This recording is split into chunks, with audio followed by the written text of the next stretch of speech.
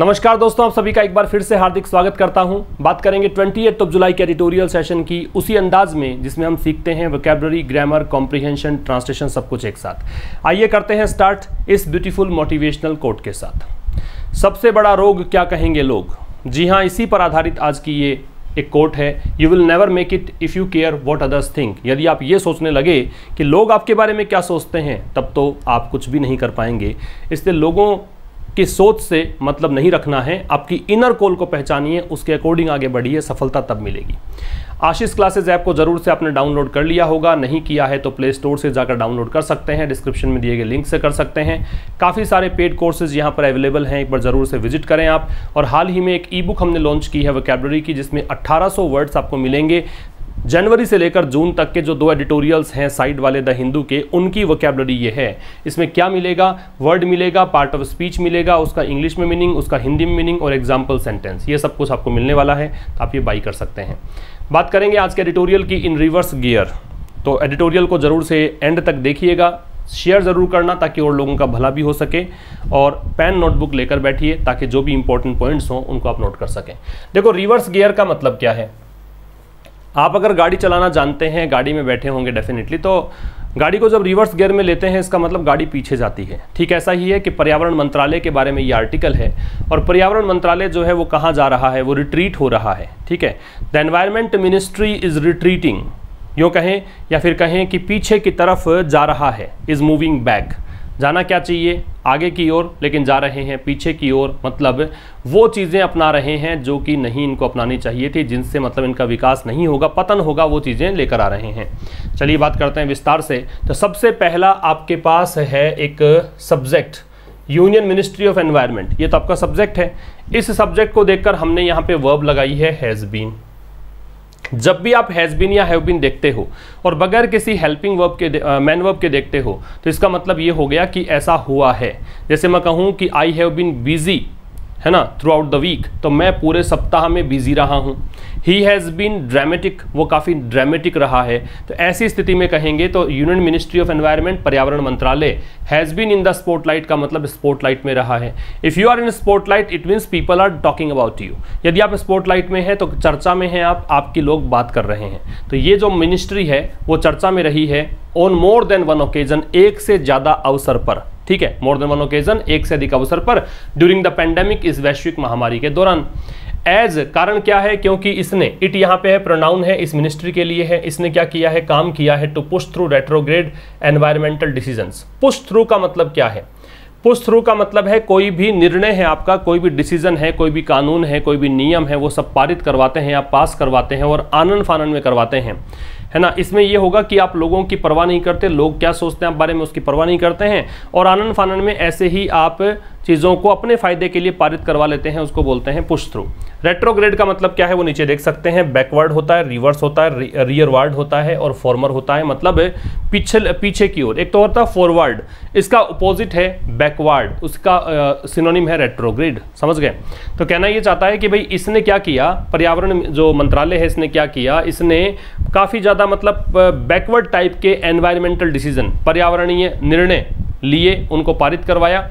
In an atmosphere, atmosphere का मतलब माहौल, एक ऐसे माहौल में, एटमॉस्फेयर नाउन हो चुका है क्योंकि एन है, और ये एटमॉस्फेयर, इस माहौल में ऑफ जनरल पैरालिसिस, पैरालिसिस लकवा को बोलते हैं। लकवा जब आता है तो शरीर में मूवमेंट होना बंद हो जाता है। तो आज की स्थिति जो कि वैश्विक महामारी की स्थिति है, इसमें भी सब कुछ रुका पड़ा है। तो इस दौर में इसने क्या किया है, इस मंत्रालय ने कुछ ऐसे निर्णय, पर्यावरणीय निर्णयों को या मुद्दों को इन्होंने पारित करवाया है जो कि रेट्रोग्रेड हैं, जो बैकवर्ड हैं, वो कभी विकास नहीं लेकर आएंगे, पतन लेकर आएंगे। तो यहाँ तक की बातों में अगर समझेंगे तो पहला सब्जेक्ट है the union ministry of environment, verb है हैज़ बीन, बीन वर्ब की थर्ड फॉर्म, क्योंकि हैज़ के साथ तो थर्ड फॉर्म ही लगनी है। दूसरा इट प्रोनाउन है, इसके लिए वर्ब है वर्कड। रेट्रोग्रेड का मतलब क्या है वो आपने देख लिया। हैज़ बीन, हैव बीन लगता है तो हो क्या सकता है, उसका मीनिंग वो बता दिया मैंने आपको। मोर देन वन ओकेजन, ठीक है, यहाँ तो कोई क्वेश्चन नहीं है, लेकिन सब्जेक्ट वर्ब अग्रीमेंट में इससे संबंधित एक प्रश्न पूछा जाता है आपसे कि मोर देन वन अगर होता है तो फिर आपको नाउन वर्ब कैसे लगानी है। तो उस कंटेक्स्ट में ये देखिएगा कि वर्ब उसके अकॉर्डिंग लगेगी जैसी नाउन होगी। तो नाउन यहाँ पे ओकेजन सिंगुलर है तो यहाँ पे आपको वर्ब जो है सिंगुलर लगानी होती है।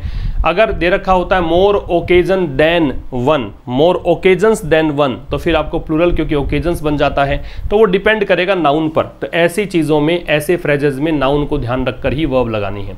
तो आपने क्या समझा इसके अंदर? रेट्रोग्रेड का मतलब जाना, पुश थ्रू का मतलब जाना, इट प्रोनाउन है ये जाना, हैज़ बीन हैव बीन का प्रयोग कैसे होता है ये पता लग गया। तो ये सब चीज़ें हमने देख ली है। आगे देखो, इन अप्रैल, इस महीने में, तो महीने का नाम अगर है तो इन लगता है, इसी के साथ में मैं डेट जोड़ देता तो यहाँ पे ओन आता। Environment minister Prakash Javadekar used a virtual conference. Virtual conference का मतलब समझ जाइए कि इस वैश्विक महामारी के दौर में फिजिकल डिस्टेंसिंग सबसे बड़ी आवश्यकता है, ठीक है, एक फॉरमोस्ट कंसर्न है यू कैन से। और ऐसी स्थिति के अंदर आप क्या करते हैं? मुलाकात करते हैं, मीटिंग करते हैं, बातचीत करते हैं, तो क्या कर सकते हैं आप? लैपटॉप पर बैठ के या फिर आपका आईपैड है उस पर आप वर्चुअल कॉन्फ्रेंस कर सकते हैं। तो इंटरनेट की मदद से अगर आप लैपटॉप, मोबाइल या फिर कहें कि आईपैड या फिर कंप्यूटर, उसके स्क्रीन पर आप एक दूसरे से बात कर सकते हैं वीडियो कॉन्फ्रेंसिंग के जरिए, उसे कहा जाता है वर्चुअल कॉन्फ्रेंस। तो अप्रैल में पर्यावरण मंत्री प्रकाश जावड़ेकर ने वर्चुअल कॉन्फ्रेंस का प्रयोग किया, किसके लिए? टू इंश्योर, सुनिश्चित करने के लिए। इंश्योर का मतलब टू मेक सर्टेन, क्या चीज़? That the national board for wildlife standing committee, कि जो ये नेशनल बोर्ड जो है किसके लिए? वाइल्ड लाइफ स्टैंडिंग कमिटी के लिए। स्टैम्प्ड, स्टैम्प्ड का मतलब है ठप्पा लगाना, कि ये जो कमिटी है ये ठप्पा लगा दे, इट्स अप्रूवल, मतलब ठप्पा लगा दे मतलब अप्रूवल दे दिया, सीधी सी बात है। अप्रूवल दे दे, सहमति दे दे, किस पर? ऑन सेवरल प्रोजेक्ट्स, अनेकों प्रोजेक्ट्स पर। सेवरल के साथ में नाउन कैसी आती है? प्लूरल याद रखेंगे। With serious implications for conservation, जिसके मतलब बहुत ही गंभीर परिणाम होंगे कंजर्वेशन को लेकर। यहाँ इंप्लीकेशन का मतलब देखो, इंप्लीकेशन के दो मतलब होते हैं, एक तो होता है परिणाम, एक होता है इंप्लीकेशन का निहित अर्थ। यहाँ पे निहित अर्थ नहीं है, मीन्स अगर हिडन मीनिंग है, कंसील्ड मीनिंग है, if something is not explicit it means that is implicit and that is called implication.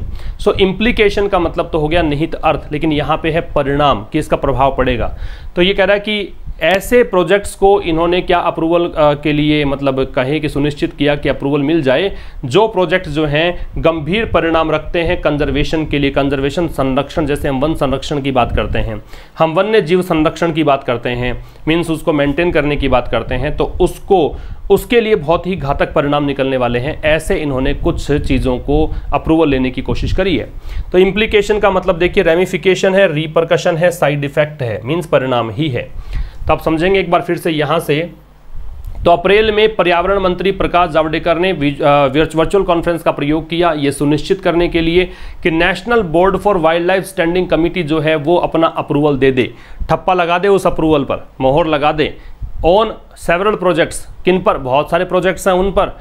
और उन प्रोजेक्ट्स का इन मतलब ऐसे अप्रूवल मिलने से क्या होगा, जो संरक्षण की हम बात करते हैं उस पर गंभीर परिणाम, गंभीर प्रभाव पड़ने वाले हैं, ठीक है, उनके गंभीर परिणाम होंगे, ये कहना चाहता है। तो इस स्लाइड में हमने सीखा रेट्रोग्रेड इंप्लीकेशन का मतलब क्या है, पुश थ्रू का मतलब क्या है, हमने सीखा सेवरल के साथ में नाउन है प्लूरल लगती है, हैज बीन हैव बीन का प्रयोग कैसे होता है ये सीखा। हमने सीखा कि वन मोर देन वन वाले केस में कैसी वर्ब आपको लगानी होती है। इंश्योर का सुनिश्चित करना होता है, ये आपको पता ही होगा। आइए बढ़ते हैं नेक्स्ट स्लाइड की ओर। He now wants to hurriedly make a fundamental change to the process of project approvals by introducing a new environment impact assessment notification. ही किसके लिए आया? प्रकाश जावड़ेकर के लिए। These are the question that you must ask yourself. ये प्रश्न आपको अपने आप से पूछने होते हैं कि ये किसके लिए आ रहा है, क्यों आ रहा है, कैसे आ रहा है। तो ये सब चीज़ें क्या है आपको इंग्लिश सिखा देगी। So he now wants means Prakash Javadekar now wants to hurriedly make a fundamental change. Hurriedly means in a hurry, जल्दीबाजी में, आनन फानन में। तो ये चाहते हैं कि अब जल्दीबाजी में make a fundamental change, क्या किया जाए? आधारभूत बदलाव किए जाएं। What does fundamental mean? Fundamental का मतलब आधारभूत होता है, लेकिन फंडामेंटल के कुछ सिनोनिम्स में बता देता हूं आपको। फंडामेंटल का मतलब है आधारभूत, तो इसका आप कर सकते हैं एलिमेंट्री, इसका क्या कर सकते हैं? एलिमेंट्री, या फिर कर सकते हैं रूडिमेंट्री, रूडिमेंटल भी कर सकते हैं, रूडिमेंट्री भी कर सकते हैं। तो ये सब आधारभूत के लिए है, बेसिक के लिए है। तो कह रहा है कि अब वो चाहते हैं, प्रकाश जावड़ेकर चाहते हैं कि जल्दीबाजी में आधारभूत बदलाव किए जाएं। किस में? To the process of project approvals, जो प्रोसेस उन्होंने अपनाया है प्रोजेक्ट के अप्रूवल के लिए, जो प्रोजेक्ट वो अप्रूव करवाना चाहते हैं, national board for wild life जो बता रखा था ना, उसका अप्रूवल करवाना चाहते हैं उनसे, उसके प्रोसेस में बदलाव किए जाएं। एक बात समझिएगा, टू लगता है, अगर चेंज दे रखा होता, संशोधन दे रखा होता, अगर अमेंडमेंट भी होता, अगर चेंज भी होता, किसमें चेंज, तो फिर टू लगेगा। तो यहाँ पे चेंज किसमें है, प्रोसेस में। बाय इंट्रोड्यूसिंग, और कैसे किया, बाय इंट्रोड्यूसिंग, इंट्रोड्यूस करके। इंट्रोड्यूस करने का मतलब है कि ये चीज़ उजागर करके, ये चीज़ को शुरुआत करके। तो बाई प्रेपोजिशन तो आईएनजी लग गया। A new environment impact assessment, इसको EIA कहा जाता है। तो एक नया EIA नोटिफिकेशन को इंट्रोड्यूस करके इन्होंने ऐसा किया। तो यहाँ तक कि 3 लाइंस में आपने समझा होगा कि प्रकाश जावड़ेकर अब चाहते हैं कि जल्दीबाजी में आधारभूत बदलाव किए जाएं, किसमें, प्रोजेक्ट अप्रूवल्स के प्रोसेस में, और कैसे किए जाएं, EIA नोटिफिकेशन, नया ये नोटिफिकेशन जारी करके। बात समझ में आ गई आपको। So in these 3 lines what did we learn, that Prakash Javadekar he wants to make some changes in the process of project approvals, some basic changes he needs or he requires or he wants। और कैसे किया इन्होंने, by launching और by introducing, by issuing a new type of notification called EIA। ठीक है, आगे देखिएगा। Now in draft, draft का मतलब होता है प्रारूप, ड्राफ्ट का मतलब होता है मसौदा, ड्राफ्ट का मतलब होता है जो फाइनल नहीं है, पहली कॉपी जिसमें संशोधन हो सकता है। जैसे आप कच्ची पेंसिल से कुछ लिख दें, ठीक है, आपने कच्ची पेंसिल से कुछ लिख दिया तो उसमें क्या है, आप रबड़ से मिटा के वापस से उसको ठीक कर सकते हो। अगर आपने पेन से लिख दिया तो फाइनल मान लिया जाता है। तो ये फाइनल नहीं है, ये एक प्राथमिक प्रारूप होता है। तो नाउ इन ड्राफ्ट, अब ड्राफ्ट में it seeks to replace the existing EIA notification of 2006। It यहाँ पे पर्यावरण मंत्रालय के लिए है। पर्यावरण मंत्रालय, सीक्स का मतलब चाहना, तलाशना, मांगना, प्रयास करना। तो पर्यावरण मंत्रालय क्या चाहता है, to replace the existing EIA notification की पहले से जो अस्तित्व में है, एग्जिस्टिंग का मतलब जो अस्तित्व में है, जो पहले से ही बने हुए EIA नोटिफिकेशन है उनको रिप्लेस करना चाहता है। और पहले वाले कब बने थे, 2006 में। बहुत सीधी सी बात है। तो ये जो ड्राफ्ट इन्होंने तैयार किया है ना, इसमें पर्यावरण मंत्रालय ये चाहता है कि 2006 में जो नोटिफिकेशन बने हुए थे EIA नोटिफिकेशन, एग्जिस्टिंग कहा है, जो अस्तित्व में है, ठीक है, ये एग्जिस्टिंग यहाँ पे एडजेक्टिव है और प्रेजेंट पार्टिसिपल भी है क्योंकि EIA नोटिफिकेशन नाउन है। तो जो 2006 के नोटिफिकेशन है उनमें बदलाव करना चाहता है, उनको रिप्लेस करना चाहता है, नयों को स्थापित करना चाहता है। The proposed provisions, provisions noun है, प्रपोज्ड एडजेक्टिव है, पास्ट पार्टिसिपल है। तो जो प्रस्तावित प्रोविजंस है, प्रोविजंस का मतलब होता है प्रावधान, नियम। तो ये जो प्रस्तावित प्रावधान है, प्रस्तावित इसलिए कि अभी तो इन्होंने कहा है कि हम ऐसा करेंगे तो प्रस्तावित है। शो, दिखाते हैं, प्रोविजंस चूंकि प्लूरल है तो शो प्लूरल वर्ब है। That the ministry has gone to great lengths. If somebody has gone to great length means he has done his utmost efforts।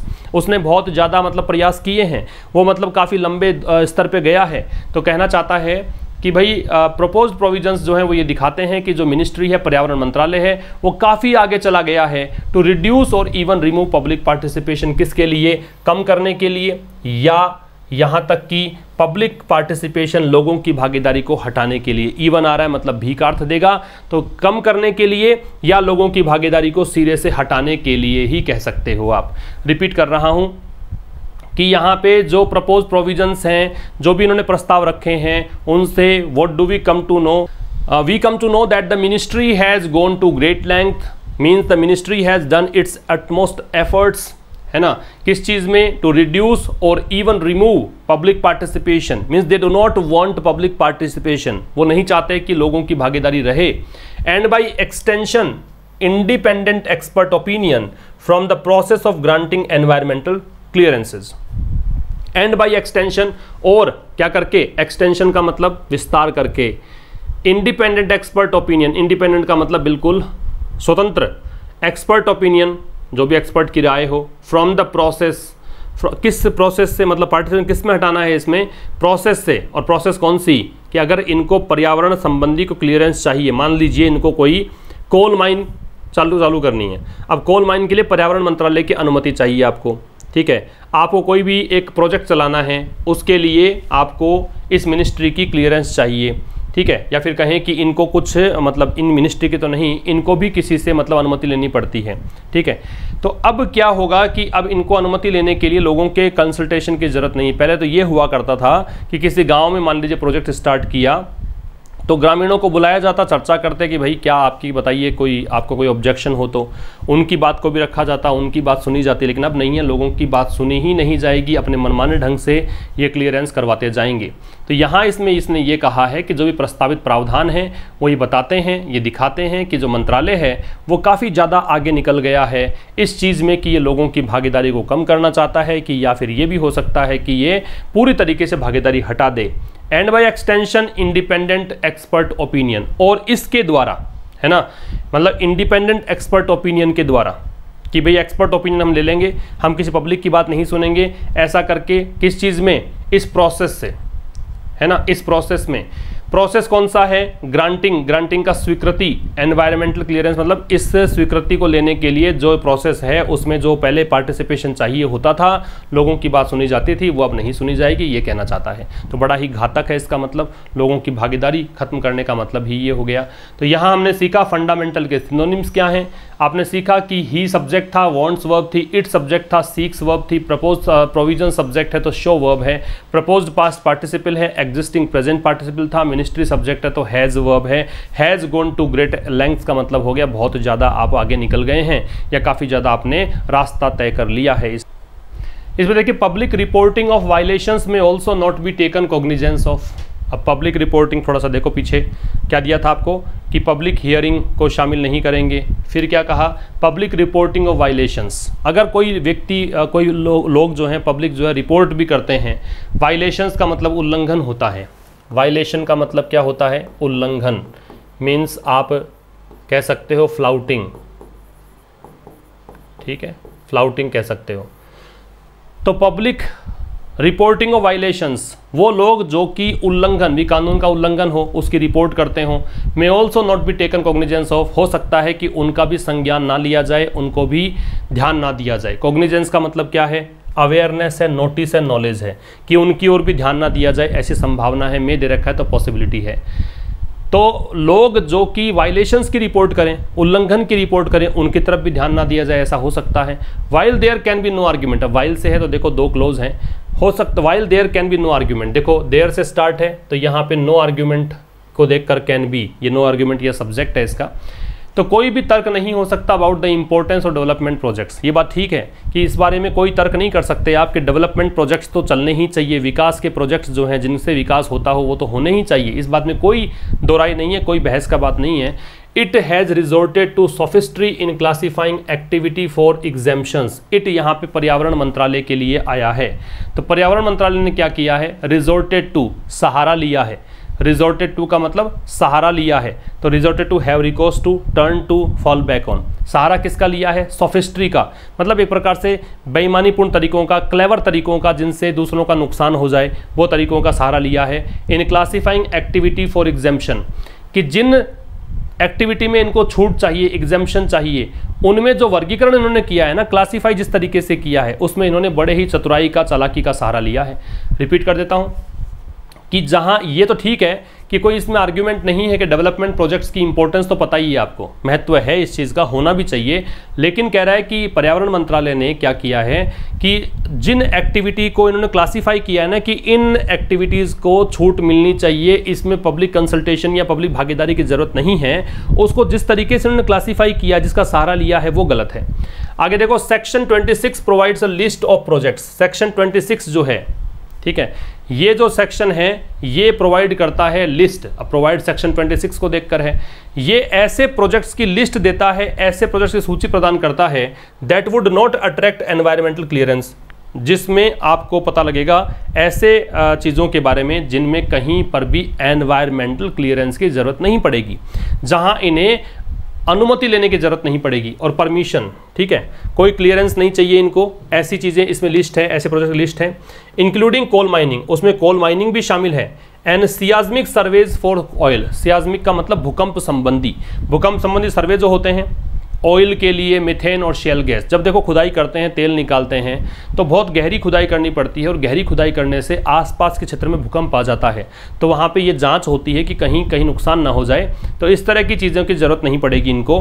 Methane निकालना है, ऑयल निकालना है, शेल गैस निकालना है। शेल एक प्रकार का पत्थर है, सलेटी कलर का पत्थर होता है, बड़ा ही कोमल होता है, परतदार होता है, उसको शेल बोलते हैं, उससे बनने वाली जो गैस शेल गैस कहलाती है। ऑन सम लैंड्स, कुछ ज़मीनों पर, समझ में आ गया आपको। तो सेक्शन 26 जो है ना उसमें पूरी लिस्ट है इन प्रोजेक्ट्स की, जिसमें आपको ना तो कोई क्लियरेंस की जरूरत ना परमिशन की जरूरत। और इन प्रोजेक्ट्स में शामिल कौन कौन से हैं? माइनिंग वाला प्रोजेक्ट शामिल है, कोल माइनिंग वाला, और सियाज्मिक सर्वे शामिल है, ठीक है। भूकंप का सर्वे है इंक्लूडिंग कोल माइनिंग है। अब भूकंप का सर्वे किसके लिए?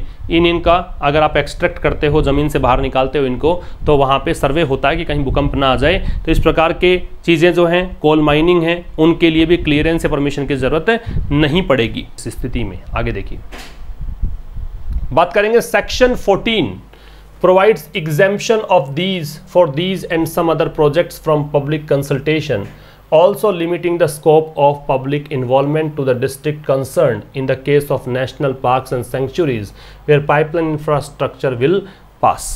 तो इसमें क्या कहा गया है कि सेक्शन 14 प्रोवाइड, सेक्शन 14 ये एक अनुच्छेद कह दीजिए, है ना। ये जो सेक्शन 14 है ये प्रोवाइड करता है, इसकी वर्ब जो है ये वाली है, चूंकि सिंगुलर है तो सिंगुलर वर्ब है। एग्जेम्पशन का मतलब क्या है? छूट। तो ये छूट प्रदान करता है किसके लिए? फॉर दीज, इन सब चीज़ों के लिए, ठीक है। भी छूट इस चीज़ की है कि लोगों से जरूरत नहीं है आपको पार्टी मतलब कंसल्ट करने की। तो ये छूट किस में है? ये छूट है सेक्शन 14 में। एंड सम अदर प्रोजेक्ट्स, और कुछ अन्य प्रोजेक्ट्स जो हैं फ्रॉम पब्लिक कंसल्टेशन। तो छूट किस चीज़ से है? लोगों के कंसल्टेशन की छूट है कि लोगों से कंसल्ट करने की ज़रूरत नहीं है। तो अगर कोई इनसे पूछ ले कि भाई आप किस कानून के तहत, किस नियम के तहत ये आप कर रहे हैं कि लोगों की भागीदारी को कैसे हटा रहे हैं, then you will come to know that section 14 जो है वो यहाँ पे एग्जेम्पशन देता है। सेक्शन 14 प्रोवाइड्स एग्जेम्पशन, है ना। एग्जेम्पशन किससे है समझना? एग्जेम्पशन है इस चीज़ से, पब्लिक कंसल्टेशन से। और किसके लिए है? इनके लिए। इनके लिए मतलब जो भी एनवायरमेंटल इश्यूज के क्लियरेंस की बात थी पिछले स्लाइड में, उसकी बात कर रहा है, और कुछ अन्य प्रोजेक्ट्स के लिए। बात समझ में आ गई? फिर कह रहा है also limiting the scope, also limiting the scope of public involvement to the district concerned in the case of national parks and sanctuaries where pipeline infrastructure will pass। और साथ ही में देखो क्या करता है ये भी, एक तो एग्जेम्पशन दे दिया इसने यहाँ पे पब्लिक कंसल्टेशन से, कुछ प्रोजेक्ट्स हो गए, है ना, और जो क्लियरेंस की बात थी वो हो गया। साथ ही में क्या करता है? लिमिट करता है। लिमिट का मतलब रेस्ट्रिक्ट करता है, कन्फाइन करता है। क्या चीज़? स्कोप ऑफ पब्लिक इन्वॉल्वमेंट, कि पब्लिक के शामिल होने का जो स्कोप है, लोगों के समावेशित होने का जो स्कोप है, उसको भी ये कम करता है, लिमिट करता है टू द डिस्ट्रिक्ट कंसर्न्ड। कहाँ तक? तो ये लिमिट कहाँ तक करता है? देखो टू लग रखा है, तो आप यहाँ से सीखेंगे कि लिमिट और कन्फाइन इन दोनों के साथ में हम टू लगाते हैं। इनका मतलब है कहाँ तक आप सीमित करते हैं उस स्थिति तक आपको टू लगाना है, एक बाउंड्री लाइन आप खींच देते हैं। तो ये कह रहा है कि लिमिट करेगा स्कोप को पब्लिक इन्वॉल्वमेंट के कहाँ तक? टू द डिस्ट्रिक्ट कंसर्न, की आप जिला स्तर पे, वो जिला जो संबंधित जिला है। कंसर्न की बात याद रखना, अगर ये नाउन के बाद में आता है कंसर्न तो इसका मतलब होगा रिलेटेड, संबंधित। अगर ये नाउन से पहले आता तो इसका मतलब होता चिंतित, ठीक है। If you are a concerned man it means you are worried, anxious. और इफ़ यू यूँ कहें कि कोई व्यक्ति है, जैसे कि ऑफिसर कंसर्न्ड है, इट मीन्स कि कोई डिपार्टमेंट है उससे संबंधित ऑफिसर, ऐसी बात की जाती है इसमें।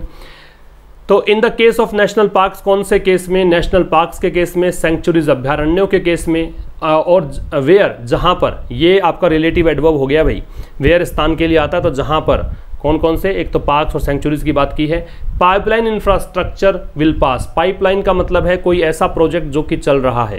If something is in pipeline it means it is about to happen in the future, तो ये फ्यूचर में घटित होने वाला है, उसे कहा जाएगा पाइपलाइन।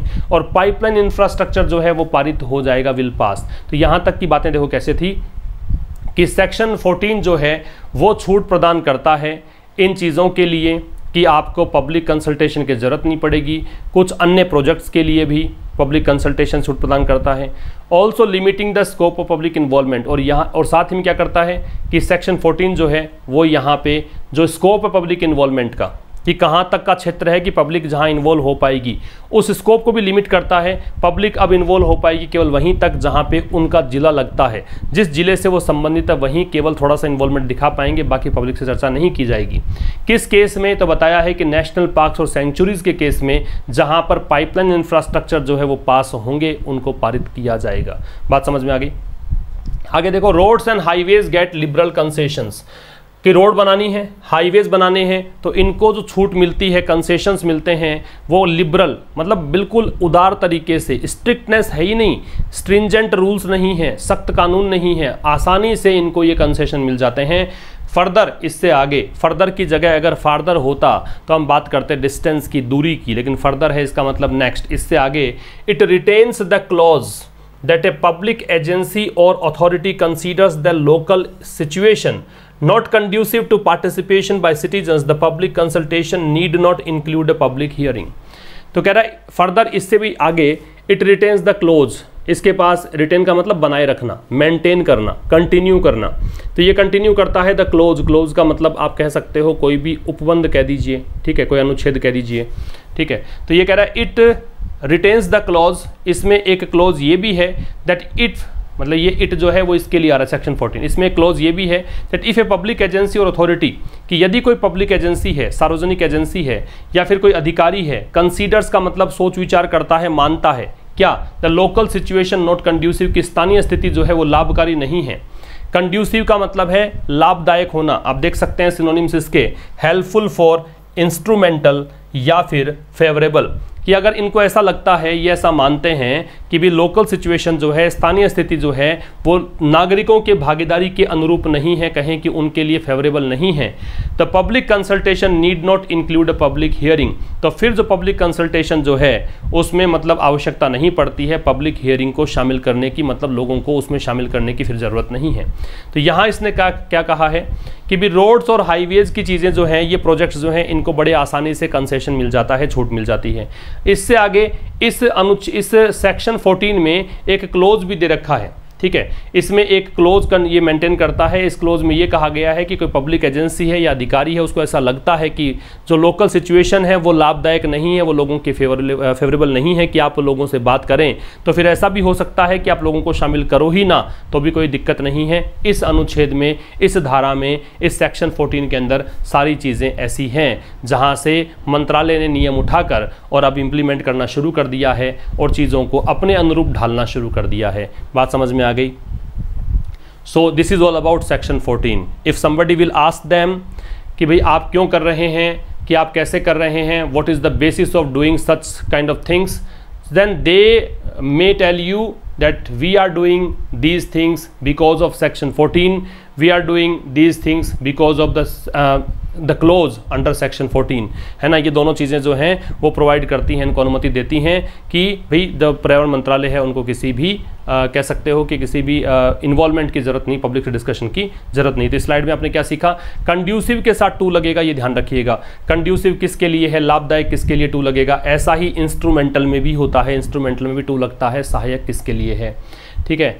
और तो आपने कुछ सिंपल चीज़ें थी, रिटेन का बनाए रखना होता है, मेंटेन करना या कंटिन्यू करना होता है, मेंटेन करना या फिर इसे कहेंगे कंटिन्यू करना, मेंटेन करना या फिर कंटिन्यू करना, ठीक है, ये ध्यान रखिएगा। इससे आगे बात करते हैं। देखिए, in spite of the far reaching nature of its proposed actions, in spite of का मतलब होता है के बावजूद, द फार रीचिंग का मतलब होता है व्यापक, एक्सटेंसिव। फार रीचिंग का मतलब जिसका प्रभाव काफ़ी दूरगामी हो उसे कहा जाता है फार रीचिंग। तो इन स्पाइट में ऑफ लगता है, ये पता ही है आपको। एक बात ये भी ध्यान रखना, कई बच्चे इसको साथ में लिखते हैं, साथ में नहीं आएगा, अलग अलग लिखा जाएगा। इन स्पाइट में ऑफ लगता है, इसको आप बराबर कर सकते हैं डेस्पाइट के, डेस्पाइट में ऑफ नहीं लगता है। तो कह रहा है कि far reaching nature of its proposed actions. अब ये जो इसके प्रस्तावित जो भी कदम है, प्रपोज्ड एक्शंस है, एक्शंस नाउन है, प्रपोज्ड यहाँ पे एडजेक्टिव हो गया, इट्स पजेसिव एडजेक्टिव है। अब पजेसिव एडजेक्टिव नाउन ही आता है, लेकिन उससे पहले एडजेक्टिव आ सकता है, तो ये नाउन तो देखो है ही यहाँ पे, लेकिन एडजेक्टिव आपको दे रखा है पास्ट पार्टिसिपल फॉर्म में प्रपोज्ड। तो कह रहा है कि इसके जो प्रस्तावित जो भी कार्य हैं, जो भी मंत्रालय जो है, पर्यावरण मंत्रालय है, जो भी इसने प्रस्तावित कदम उठाने हैं, उनके बहुत सारे मतलब फार रीचिंग नेचर है उसका, मतलब उसके व्यापक प्रभाव पड़ेगा, है ना। जो भी ये कदम उठाएंगे इसका प्रभाव बहुत दूरगामी पड़ेगा। फार रीचिंग का मतलब क्या है, एक्सटेंसिव है, वाइड रेंजिंग है, कॉम्प्रिहेंसिव है, काफ़ी बड़ा प्रभाव पड़ेगा। उसके बावजूद the centre has displayed unseemly haste to get them in place. The centre केंद्र सरकार, हैज डिस्प्लेड मतलब इसने दिखाया है, हैज के साथ थर्ड फॉर्म आनी ही है। अनसीमली हेस्ट का मतलब अब यहाँ पे हेस्ट तो जल्दीबाजी हो गई, नाउन हो गई, और अनसीमली एलवाई एंडिंग होने के बावजूद भी एडजेक्टिव है। अनसीमली का मतलब हो गया इम्प्रॉपर तरीके से, अनुचित तरीके से, ठीक है, अनुपयुक्त तरीके से। तो सेंटर ने यहाँ पे अनुपयुक्त जल्दीबाजी दिखाई है, क्या चीज़ की, to get them in place, कि इन चीज़ों को वो अब फटाफट लागू करना चाहता है जो EIA की बात हमने की थी वो फटाफट लागू करना चाहता है, ये कहना चाह रहे हैं। गेट देम इन प्लेस का मतलब स्थापित करना। And mister Javadekar has not added credibility, credibility का मतलब होता है विश्वसनीयता, और मिस्टर जावड़ेकर ने भी ऐड मतलब यहाँ पे इन्होंने भी क्या नहीं किया, इन्होंने भी यहाँ पे कोई भी क्रेडिबिलिटी की बात नहीं की है, विश्वसनीयता में कोई सहयोग नहीं दिया है। बाय ट्राइंग, कैसा करके, ट्राई करके, कोशिश करके, to shut down public responses, क्या शट डाउन करके, क्या बंद करके, पब्लिक रेस्पॉन्स, पब्लिक प्रतिक्रियाओं को बंद करके, टू द ड्राफ्ट, किसके लिए पब्लिक प्रतिक्रियाएं, जो भी इन्होंने मसौदा तैयार किया है, जो भी प्राथमिक प्रारूप है उसमें लोग अपनी राय जाहिर करते, लोग अपना गुस्सा जाहिर करते, उनके लिए इन्होंने कोई चीज़ छोड़ी ही नहीं है, गुस्सा जाहिर करने का विकल्प छोड़ा ही नहीं है। It took a Delhi court high court order to extend the deadline to August 11, लेकिन देखो यहाँ पे एक दिल्ली हाई कोर्ट का ऑर्डर इनको मिला है कि वो डेडलाइन को एक्सटेंड करे, 11 अगस्त तक करे। एक्सटेंड का मतलब बढ़ाना, ठीक है, लेकिन यहाँ दिल्ली हाई कोर्ट का एक आदेश था जिसमें कहा गया कि भाई इसके अंदर 11 अगस्त तक आप डेडलाइन को स्थगित करो, बढ़ाओ, एक्सटेंड का बढ़ाना।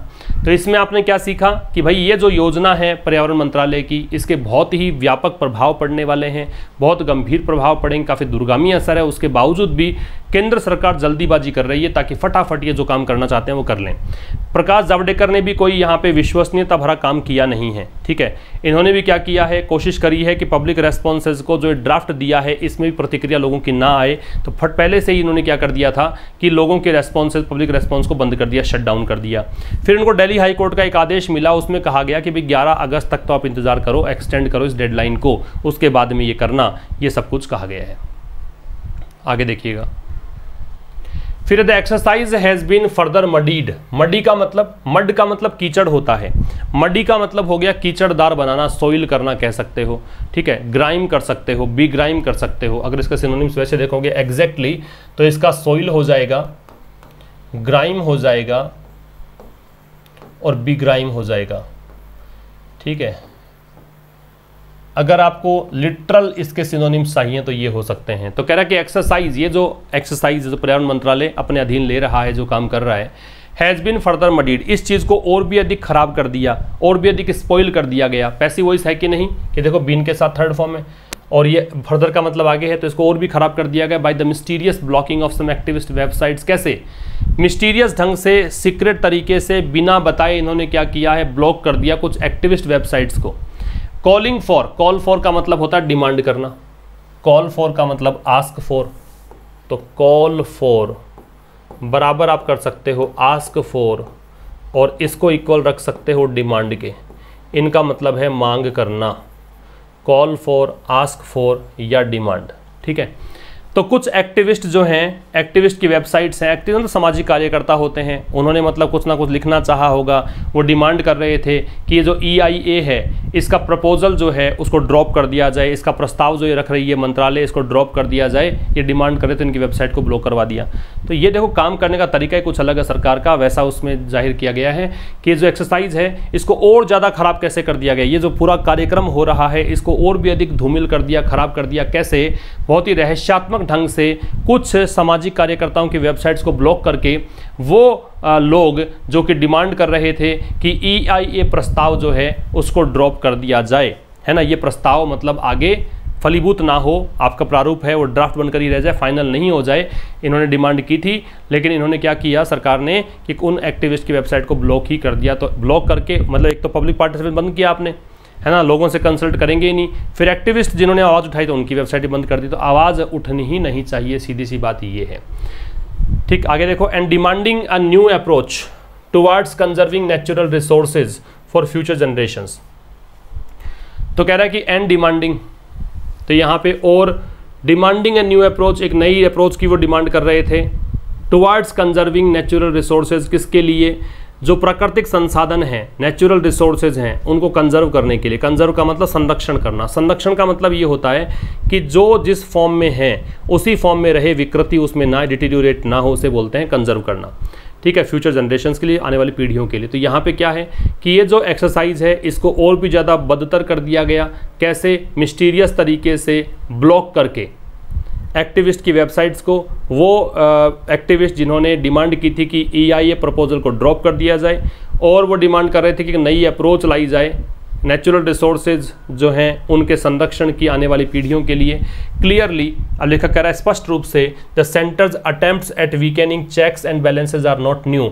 ये अटेम्प्ट के साथ में एट लगता है, ध्यान रखना भैया, अटेम्प्ट के साथ में एट लगता है, ये बात ध्यान रखना। तो ये स्पष्ट है कि केंद्र सरकार का जो प्रयास है एट वीकेनिंग, वीकेनिंग का मतलब कमजोर कर देना, डिबिलिटेट कर देना, ठीक है। वीकन का एक सिनोनिम होता है डिबिलिटेट, कमजोर कर देना, एनफीबल भी कर सकते हो, ठीक है। चेक्स एंड बैलेंस क्या होता है, जैसे मान लो कोई मैं एक जैसे बात कहूँ कि ABCD 4 व्यक्ति काम कर रहे हैं, ठीक है। अब जब ये ऊपर जाता है तो ये केकड़े का काम करता है और ये इसको नीचे खींच लाता है। जब ये ऊपर जाता है तो फिर ये खींच लाएगा, या फिर ये ऊपर जाएगा तो ये खींच लेगा, ये ऊपर जाएगा तो ये खींच लेगा। इस प्रकार से चेक मतलब रोकते हैं, बैलेंस संतुलन बनाए रखते हैं, किसी का पावर ज़्यादा ना बढ़ पाए। जैसे कि हम बात करें कि विधायिका होती है, न्यायपालिका होती है, कार्यपालिका होती है, तो किसी का भी रोल ऐसा नहीं है कि वो कहीं ऐसा हो कि दोनों और दो पर हावी हो जाए। इसको रोकने के लिए एक दूसरे के हाथ में वो दे रखा है कि वो केकड़े की तरह से वो टांग खींच सकते हैं, वो इन लोगों को चेक कर सकते हैं, रोक सकते हैं। तो चेक्स एंड बैलेंसेस वो होता है। तो ये एक प्रकार से जो भी शक्ति है उसको बराबर रूप से अनुपातिक रूप में मेंटेन करने की चीज़ें होती है, उसको चेक्स एंड बैलेंसेस बोलते हैं। तो स्पष्ट रूप से जो ये एक इनका जो प्रवृत्ति है, अटेम्प्ट्स है, प्रयास है, किसके, चेक्स एंड बैलेंसेस को वीकन करने के, कि कहीं कार्यपालिका जो है, कार्यपालिका होती है सरकार, तो ये जो है कहीं ज़्यादा हावी ना हो जाए, तो और जो है न्यायपालिका, विधायिका वो मतलब इसको रोक सकती हैं। ऐसी जो चीज़ें ना उसको वीकन करने का प्रयास जो है इनका वो नया नहीं है। आर जो है वो इस अटेम्प्ट्स को देख कर आ रहा है कि वो नया नहीं है। बात समझ में आ गई आपको। तो यहाँ हमने क्या सीखा, मडी के सिनोनिम सीखे, आपने क्या सीखा, कॉल फॉर के सिनोनिम सीखे। बाकी बहुत सिंपल बातें थी। अटेम्प्ट के साथ में एट लगता है, ये बात ध्यान रखना। कई बार प्रेपोजिशन में ये प्रश्न गलत कर जाते हैं बच्चे, क्योंकि उनको लगता है अटेम्प्ट में तो एट कहाँ से आ सकता है, ट्रांसलेट करके देखते हैं, तो लेकिन ये ध्यान रखना अटेम्प्ट में एट लगेगा। इसके बाद देखो हावेवर, हालांकि, ये एक एडवर्सेटिव कंजंक्शन है। हालांकि इट हैज़ बिन रिकॉग्नाइज्ड, ऐसा पहचाना गया है, ऐसा माना गया है ना, पैसिव वॉइस हो गया। बाय जूरिस्ट, जूरिस्ट का मतलब विधिवेता, मीन्स जज कह सकते हो, विधिवेता जो है यूँ कह सकते हो। दैट ईच टाइम की हर बार, the offence of scandalising the court, sorry मुझे लगता है कि ये कल वाला रिपीट हो गया है, माफ़ी चाहूँगा इसके लिए।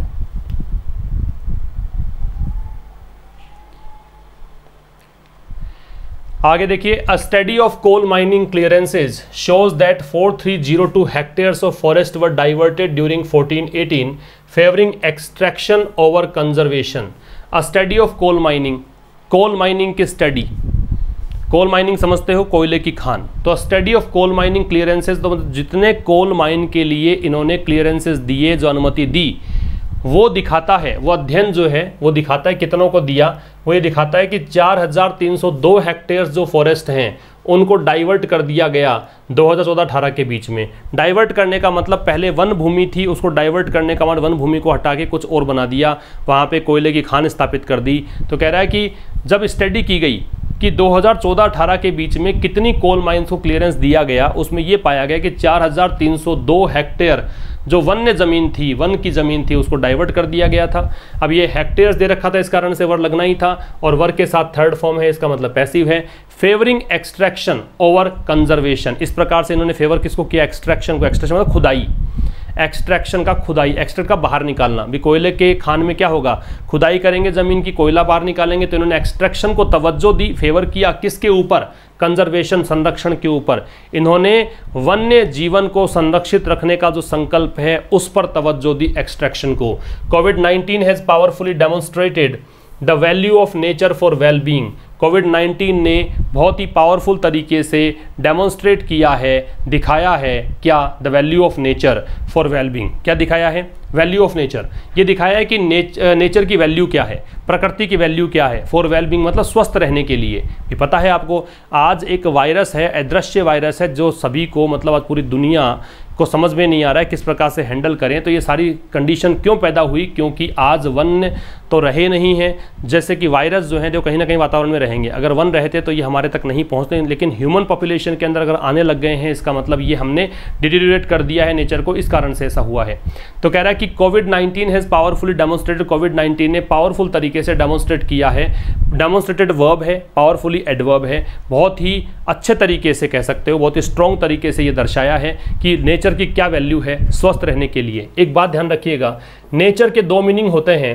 एक नेचर का मतलब होता है कुदरत, जिसे आप प्रकृति कहते हैं। एक इसका मतलब होता है फितरत, जिसे आप स्वभाव कहते हैं। तो जब कुदरत होता है तो इससे पहले हम कोई भी आर्टिकल नहीं लगाते हैं, लेकिन जब फितरत होता है तो इससे पहले दे लगाते हैं। तो यहाँ समझ सकते हैं कुदरत के अर्थ में है, प्रकृति के अर्थ में, इसलिए कुछ भी आर्टिकल नहीं लगा।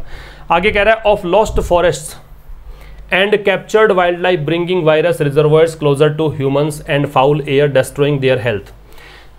जो लॉस्ट फॉरेस्ट हैं वो वन जो कि खो गए हैं, जो अब रहे नहीं हैं, एंड कैप्चर्ड वाइल्ड लाइफ, और वो वाइल्ड लाइफ जो कैप्चर हो चुकी है, ठीक है। ब्रिंगिंग वायरस रिजर्वायर्स क्लोजर, वो क्या कर रहे हैं, ये दोनों ही चीज़ें ब्रिंगिंग ला रही हैं। वायरस रिजर्वायर का मतलब होता है जहाँ पे भंडारण हो, तो जहाँ पे वायरस का स्टोरेज एक प्रकार से होता है, उनको नज़दीक लेकर आ रहे हैं, किसके, ह्यूमंस के, इंसानों के। एंड फाउल एयर, दूषित वायु, कंटेमिनेटेड पल्यूटेड एयर, डेस्ट्रॉइंग, नष्ट कर रही है, देयर हेल्थ, उनकी स्वास्थ्य को। समझ गए? तो क्या कहना चाहता है कि कोविड-19 ने बहुत ही अच्छे तरीके से ये दर्शाया है, बता दिया है कि भी नेचर की वैल्यू क्या है वेल बीइंग के लिए, ये बता दिया है। ऑफ लॉस्ट फॉरेस्ट बताया है, लॉस्ट फॉरेस्ट के बारे में, लॉस्ट फॉरेस्ट जो हैं, जो खोए हुए वन हैं, और कैप्चर्ड वाइल्ड लाइफ है, जो कि वायरस की जो रिजर्वायर से जहाँ पे वायरस रहते थे पहले, उनको नज़दीक ला दिया है ह्यूमंस के। और जो दूषित वायु है, उन्होंने इंसानों की हेल्थ को क्या कर दिया है, डिस्ट्रॉय कर दिया है। ठीक है, आगे देखो। While there might be a case for some changes, हो सकता है, वाइल लगा है, इसका मतलब है दो चीज़ें मिलेंगी आपको, दो क्लोज मिलेंगे, तो हो सकता है। माइट आ रहा तो रिमोट पॉसिबिलिटी, वीक पॉसिबिलिटी है कि अब देखो ये देयर करने देना चाहिए, मतलब उनको पारित नहीं होने देना चाहिए। अब शुड नॉट भी है पैसिव वॉइस है, तो इनको ये पास ना हो जाएं। पुश थ्रू का मतलब वही चीज़ है जो हमने पढ़ा था। अब देखिए बात करते हैं रिवीजन की। तो रिवीजन में रेट्रोग्रेड है, रेट्रोग्रेड का मतलब होता है बैकवर्ड। रेट्रोग्रेड से मतलब क्या है, बैकवर्ड। कंड्यूसिव का मतलब क्या है, हेल्पफुल, सहायक। कंड्यूसिव में प्रेपोजिशन क्या लगता है, टू लगता है। इम्प्लीकेशन का मतलब हमने पढ़ा था बाई प्रोडक्ट, मीन्स ये रिपरकशन था, आउटकम था, रिजल्ट था, परिणाम को बोलते हैं। फार रीचिंग का मतलब बहुत ही एक्सटेंसिव, बहुत ही व्यापक, बहुत ही विस्तृत। और कॉग्निजेंस का मतलब होता है अवेयरनेस, जागृति। तो एक नंबर जो है उसको हम जोड़ेंगे रेट्रोग्रेड को बैकवर्ड डी से, फिर कंड्यूसिव को जोड़ेंगे किस से, कंड्यूसिव को जोड़ देंगे सी से, इम्प्लीकेशन को किस से जोड़ेंगे, बाई प्रोडक्ट से, फिर 4 और 5, 4 नंबर फार रीचिंग को ए से, और फिर 5 नंबर कॉग्निजेंस है, इसको जोड़ देंगे ई से। तो यह आपका इस रिवीजन के आंसर्स हो गए। अब बात करते हैं ट्रांसलेशन की। इस खबर ने सारे शहर में तहलका मचा दिया। क्या कहना चाहता है, सारे शहर में तहलका मचा दिया, आ मीन्स सेकेंड फॉर्म। तो देखो दिस न्यूज़, इस खबर ने, कोज्ड मतलब कारण बनी, सेंसेशन सनसनी फैलाना, तहलका मचाना। तो कोज्ड अ सेंसेशन कहाँ पे, सारे शहर में, इन द होल टाउन। तो this news caused a sensation in the whole town, पूरे शहर में तहलका मचा दिया। माता पिता को अपने बुद्धिमान और मेहनती बच्चों को काम करने की आज़ादी देनी चाहिए। कोई भी काम करना चाहिए। If there is a suggestion or an advice then what do we have to do, हमें उसके लिए शुड का प्रयोग करना होता है। तो पेरेंट्स शुड गिव क्या, एल्बो रूम, ये हमने शायद कल परसों में पढ़ा था। एल्बो रूम का इमेंसिपेशन होता है, फ्रीडम होता है, लैटिट्यूड होता है, आज़ादी होता है। तो पेरेंट्स को आज़ादी देनी चाहिए। तो parents should give an elbow room, किनको, अपने बच्चों को। बच्चे कैसे हैं, जो होशियार हो और कैसे हो, मेहनती हो, मेहनती डिलीजेंट दे रखा है, इंडस्ट्रियस हो सकता है, शेड्यूलस हो सकता है, हार्ड वर्किंग हो सकता है। तो पेरेंट्स को अपने बच्चों को, ऐसे बच्चे जो बुद्धिमान हैं, जो मेहनती है, उनको एल्बो रूम देना चाहिए, आज़ादी देनी चाहिए। कई व्यक्ति अपनी वृद्धावस्था में कई बीमारियां झेलते हैं। कई व्यक्ति, मैनी पर्सन्स, झेलते हैं, ये हैबिचुअल टास्क है, रूटीन वाला है। तो फिर सफ़र फर्स्ट फॉर्म लगाएंगे, सफ़र में फ्रॉम लगता है। क्या झेलते हैं, अनेकों बीमारियां, किस में, in the evening of their life. बताने का ये था कि इवनिंग ऑफ लाइफ का मतलब है वृद्धावस्था। याद रखिएगा, इडियोमेटिक एक्सप्रेशन है, काम का है। तो बहुत सारे लोग जो हैं बहुत सारी बीमारियां झेलते हैं। तो many persons suffer from many diseases in the evening of their life, अपनी वृद्धावस्था में। आज correct form of the verb बतानी है, आज प्रेपोजिशन नहीं लिए हैं।